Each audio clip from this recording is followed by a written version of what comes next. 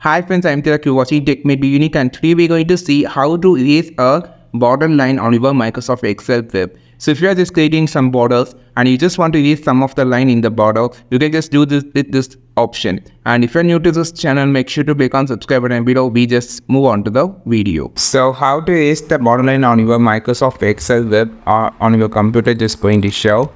So first we just going to insert some border line here. So I just going to show how to, this is one of the border line with the box, and I just going to have another like good. Okay, so now you just need to, in the font option, just click on this arrow section and just change to erase border option. Click on this. Now you will see an option like wrapper, so you can just slightly drag it. It will automatically, like, click on this, just drag it. You can see it's erasing. So this is how you just use this eraser. It's also useful for this. You can see I just want to erase this. You can just easily erase this also, and you can just erase like this also. This is how you just erase border lines on your Microsoft Excel with this help of the eraser.